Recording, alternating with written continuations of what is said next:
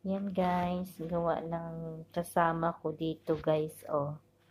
Pang Ramadan yan guys. Ayan, gawa niya yan guys. Kasi ito yung mga giveaways ng amo namin.